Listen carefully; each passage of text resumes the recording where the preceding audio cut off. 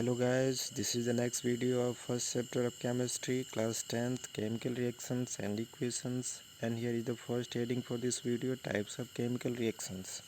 Clear? Now we are going to study about the kinds of chemical reaction which we have to study in class 10th CBSE. Clear है? So as you know, we have learned in class 9th that during a chemical reaction, किसी chemical reaction के दौरान किसी भी elements के जो atom होते हैं, क्लियर है, वो चेंज नहीं होते हैं दूसरे एलिमेंट में, दूसरे एटम में, nor atom disappear from the mixture और अपीयर फ्रॉम एल्सवेयर। ना ही एटम डिसअपियर होता है, ना ही किसी एलिमेंट का जो एटम होता है वो चेंज होता है। तो भैया होता क्या है? एक्चुअली केमिकल रिएक्शन जो होता है उसमें क्या होता है, breaking and making of bonds होते हैं। मतलब chemical reactions involve the breaking and making of bonds between atoms to produce new substances. जैसे कि आप जानते हैं केमिकल रिएक्शंस में हमेशा ही नया सब्सटेंस आपको मिलता है, बट ये क्या नया सब्सटेंस बिल्कुल ही नया होता है? नहीं, ऐसा कुछ नहीं है। उसमें जो आप रिएक्टेंट्स यूज करते हैं उन्हीं रिएक्टेंट्स में क्या होता है, बॉन्ड का फॉर्मेशन होता है या फिर ब्रेकिंग होता है। और उस breaking and making of bonds के बाद जो आपका प्रोडक्ट मिलता है आफ्टर रिएक्शन, तो उसमें आपको एक नई चीज़ मिलती है। ऐसा नहीं है कि कोई नया एलिमेंट वहाँ पे आएगा। जो एलिमेंट आप ऑलरेडी रिएक्टेंट साइड में यूज किए होंगे, उसी रिएक्टेंट को मिलाने से जो भी सब्सटेंस बनेगा उसको हम नया सब्सटेंस बोल सकते हैं। Now in this class we have to study about the following chemical reactions. The first one is combination reaction, clear है। सेकेंड वन इसमें आपको पढ़ना है displacement reaction. Displacement reaction further आपको 3 पार्ट में डिवाइड किया जाएगा। When energy is transfer in the form of heat, and हम उसको थर्मल डिकम्पोजिशन बोलेंगे। एंड फिर इसमें बी आएगा, when energy is transfer in the form of light, जिसको कि आप फोटोलिसिस बोलेंगे। And the third one, when energy is transfer in the form of electricity, जिसको कि आप क्या बोलेंगे, इलेक्ट्रोलिसिस। सब पे हम एक एक एग्जाम्पल पढ़ेंगे। नेक्स्ट आपका आएगा after combination and decomposition reaction, displacement reaction. Clear है। डिस्प्लेसमेंट में भी 2 टाइप होंगे, first single displacement reaction and double displacement reaction. Then आपका आएगा redox reaction. Redox reaction generally combine oxidation and reaction. Oxidation and reduction reaction अगर एक ही reaction में involve होगा तो उसको टुगेदर हम बोलते हैं रिडॉक्स रिएक्शन। क्लियर है। उसके बाद से देन आफ्टर आपको पढ़ना है exothermic and endothermic reactions. Clear है, नो प्रॉब्लम। तो ये सारी रिएक्शंस के बारे में हमको पढ़ने हैं, डिफिनीशंस पढ़ने हैं, उस पर कुछ रिएक्शंस देखने हैं, कुछ एक्टिविटीज भी करनी है। तो let's start this heading. Here is the first type of chemical reaction as you can see. तो एक चीज़ आपको क्लियर हो गया, केमिकल रिएक्शंस जो होता है उसमें क्या इन्वॉल्व होता है, breaking and making of bonds between atoms to produce new substance. Clear है। और ज़्यादा इस breaking and making of bonds के बारे में हम चैप्टर नंबर 3 एंड 4 जो कि metals and non metal and carbon and its compounds, जो चैप्टर आपका अपकमिंग चैप्टर्स है, उसमें हम पढ़ेंगे more about breaking and making bonds. As you know about covalent bonds and ionic bonds. Ionic bonds में क्या होता है, कंप्लीट ट्रांसफर ऑफ इलेक्ट्रॉन्स होते हैं। And covalent bond means sharing of electron से जो बॉन्ड बनाए जाते हैं। क्लियर है।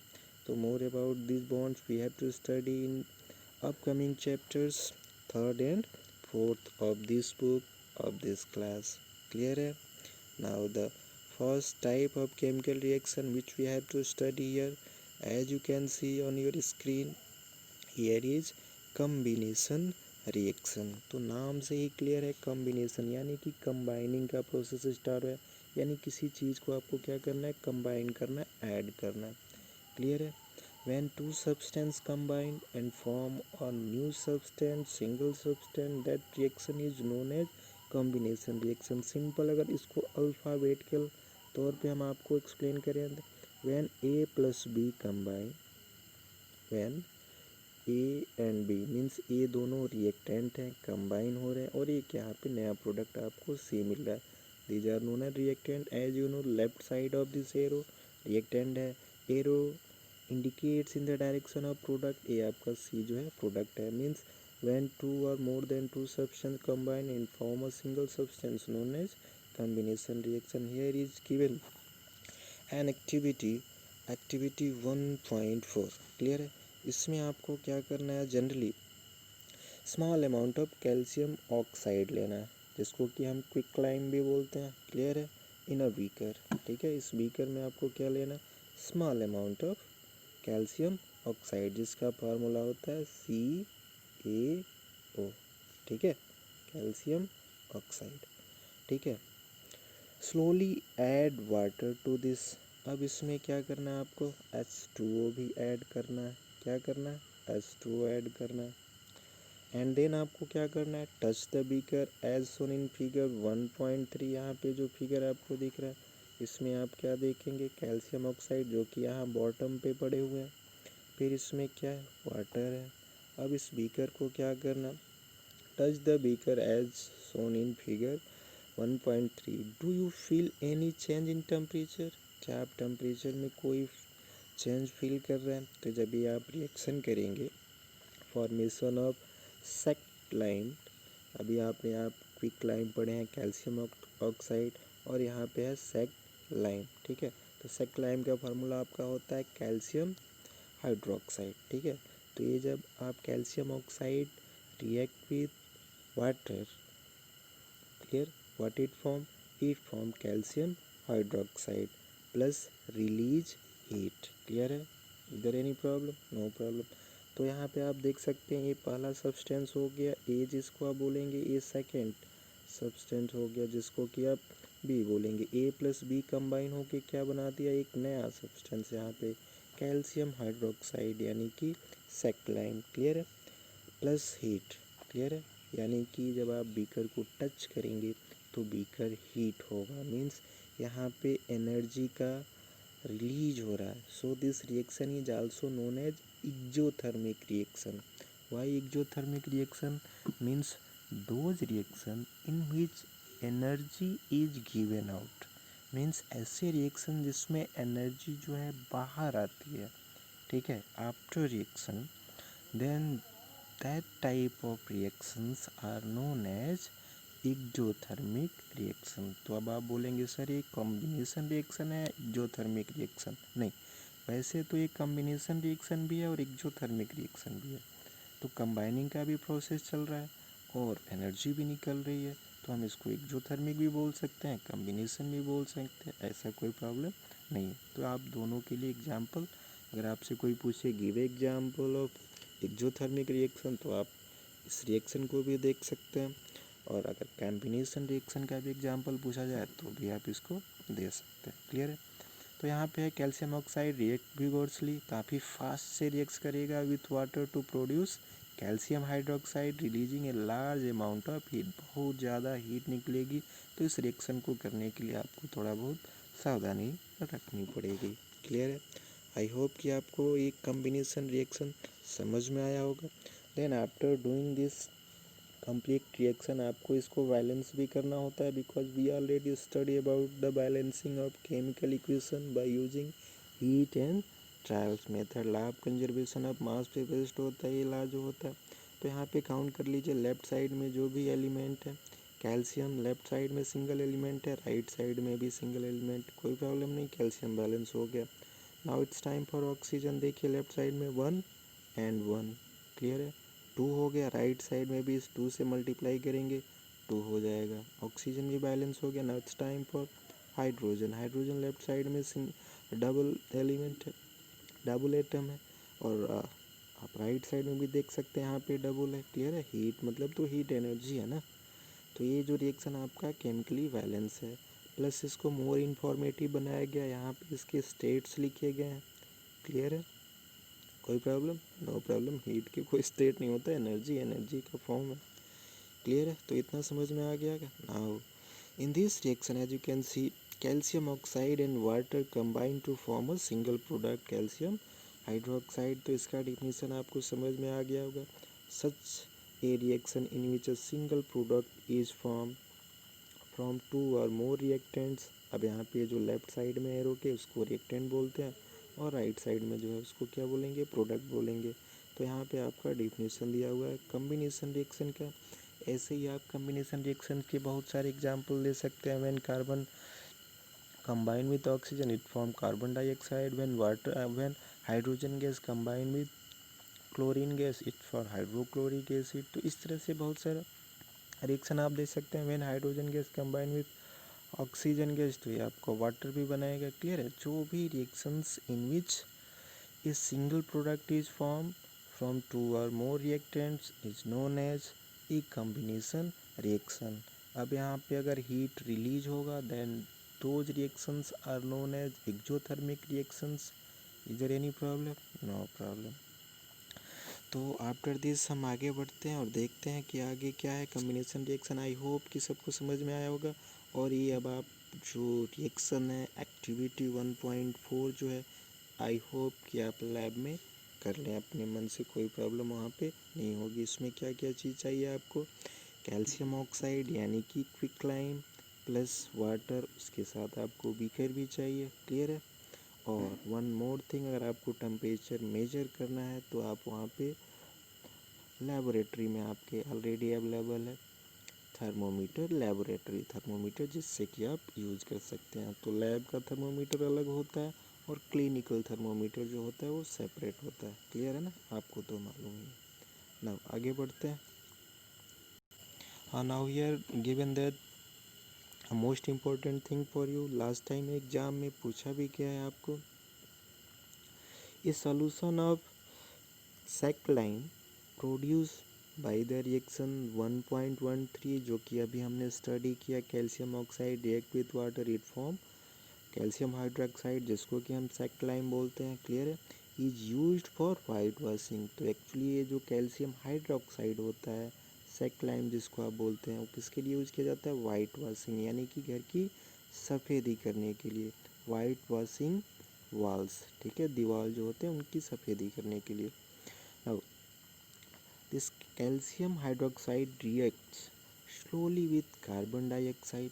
अभी कैल्शियम हाइड्रोक्साइड जो होता है जिसको कि आप सेक्लाइम बोलते हैं, ये किससे रिएक्ट करता है? स्लोली रिएक्ट करता है कार्बन डाइऑक्साइड जो कि एक गैस है इन एयर, जो कि ऑलरेडी एयर में अवेलेबल है। क्लियर है? To form a thin layer of calcium carbonate.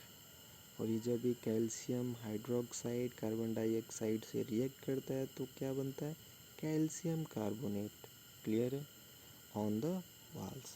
ये नहीं है कि आप घर में रखेंगे तो बन जाएगा, घर की सफ़ेदी जब आप करेंगे वाल्स की वाइट वॉशिंग तो ऑलरेडी वो रिएक्शन आपको नहीं कराना पड़ेगा, वो ऑलरेडी रिएक्शन नेचर में हो जाएगा। क्लियर है? क्योंकि कार्बन डाइऑक्साइड को आप रोक नहीं सकते दीवार से टच होने के लिए। तो calcium carbonate is form after 2 to 3 days of white washing and gives a shiny finish to wash. अब ये जो रिएक्शन है ये इतना फास्ट नहीं होता, थोड़ा स्लो रिएक्शन है। क्लियर है? स्लो रिएक्शन है। और यहाँ पे कैल्शियम कार्बोनेट जो होता है वो या तो 2 से 3 दिन लग जाता है उसको बनने में आफ्टर वाइट वॉशिंग। सपोज कीजिए अगर आज आप करेंगे तो 2 दिन के बाद it gives a shiny finish to the wall. और 2 दिन के बाद जब आप ऑब्जर्व करेंगे उस वॉल्स को तो आप पाएंगे कि वॉल्स जो है वो शाइनी हो गया, मतलब चमक रहा है थोड़ा बहुत। It is interesting to note that अब जो केमिकल फार्मूला होता है मार्बल का वो भी कैल्शियम कार्बोनेट ही होता है। मार्बल आप नाम सुने होंगे, जो आपका ताजमहल है वो भी मार्बल से ही बना हुआ है, लेकिन ये मार्बल उसमें नहीं यूज किया गया, थोड़ा सा डिफरेंट है उसका। ठीक है? तो इसमें शाइनी फिनिश आ जाती है। और एक चीज़ जो इम्पोर्टेंट है, जो मार्बल होते हैं उनके भी फार्मूला क्या होते हैं? Calcium carbonate. तो मोस्ट इम्पॉर्टेंट ये थिंग है, सेक्लाइम क्या किया जाता है? सेक्लाइम जो होता है वो यूज किया जाता है वाइट वॉशिंग ऑफ वॉल्स के लिए। ठीक है? और ये जो कैल्शियम हाइड्रोक्साइड है ये कार्बन डाइऑक्साइड गैस से रिएक्ट करता है और क्या बनाता है? Calcium carbonate. और कैल्शियम कार्बोनेट फॉर्म कब होता है? After 2 to 3 days of white washing, जिससे कि बाल जो होता है आपका शाइनी फिनिश हो जाता है, शाइनी फिनिश ऑफ वॉल्स होते हैं। क्लियर है? और इसमें आपका वाटर भी लिक्विड के फॉर्म में बनता है। क्लियर है? इधर एनी प्रॉब्लम? No problem. तो इस रिएक्शन 1.14 को आप अच्छे से समझ लीजिएगा। Now let us discuss some more examples of combination reaction, जिसको कि हम ऑलरेडी पहले आपको बता दिया। बर्निंग ऑफ कोल यानी कोयले को जब आप जलाते हैं तो उसमें कार्बन अवेलेबल होते हैं, ऑक्सीजन के प्रेजेंस में उसको आप जलाते हैं। किसी भी चीज़ को जलाने के लिए आपको सफिशिएंट सप्लाई ऑफ एयर चाहिए। 3 थिंग्स कंडीशन आपको मालूम है। फर्स्ट, जो सब्सटेंस है कंब्यूसिबल सब्सटेंस होना चाहिए, ज्वलनशील होना चाहिए। Second, sufficient supply of air और ऑक्सीजन होनी चाहिए। थर्ड थिंग जो है, सब्सटेंस का इग्नाइट टेम्परेचर जो होना चाहिए उसको मिलना चाहिए। मतलब जो चीज़ आप बर्न करना चाहते हैं, कंब्यूट करना चाहते हैं, तो उसका एक इग्निशन मिनिमम टेम्परेचर है जिस पे कि वो क्या करेगा, बर्निंग स्टार्ट करेगा। वो टेम्परेचर आपको प्रोवाइड करानी पड़ेगी। Means you are the first burning of coal when coal is burn in the presence of oxygen, it gives carbon dioxide. यहाँ पे देखिए कार्बन जो होता है सॉलिड की फॉर्म में रहता है, ऑक्सीजन गैस के फॉर्म में रहता है, एंड कार्बन डाइऑक्साइड जो कि बनता है वहाँ से प्रोडक्ट वो गैस के फॉर्म में होता है। And this carbon dioxide is responsible for green house gases, जैसे कि आप जानते हैं। ठीक है? इससे आपके एटमॉस्फेयर का टेम्परेचर इंक्रीज हो जाता है। ठीक है? उससे जो ग्लेशियर्स होते हैं मेल्ट होने लगते हैं। I hope you know it. And this is another example of combination reaction, as you can see here. Now the next example, formation of water from hydrogen and oxygen gas, जो कि हम already आपको बनाया है। यहाँ पे hydrogen and oxygen gas react होगा, आपको क्या बनाएगा, वाटर, जो कि लिक्विड के फॉर्म में होगा। ये देखिए दोनों ही रिएक्शन 1.15 एंड 1.16 दोनों ही बैलेंस हैं। क्लियर है? In simple language we can say that when two और मोर सब्सटेंस, जो कि एलिमेंट्स भी हो सकते हैं, कंपाउंड्स भी हो सकते हैं, combine to form a single product, this reactions और these reactions are known as combination reactions. Is there any problem? No problem. Now अब इसमें जिसमें हीट निकलेगा उसको तो आप जानते हैं, उसको हम क्या बोलेंगे, एक्जोथर्मिक रिएक्शंस। क्लियर है? और जिसमें हीट दिया जाएगा, मीन्स जिसमें एनर्जी दिया जाएगा, then those reactions are known as endothermic reactions. Clear है? As you can see here, reactions in which heat is released, मतलब बाहर आता है, along with the formation of products are called exothermic chemical reactions. Is there any problem? No problem. Other examples of exothermic reactions जिसमें energy क्या होती है, बाहर आती है, as you can see here, burning of natural gas को जब आप बर्न करते हैं, मीथेन को इन the presence of oxygen, without oxygen कोई भी चीज़ जल नहीं सकती, एयर ऑक्सीजन आपको नेसेसरी है देना। When natural gas burn, what it gives carbon dioxide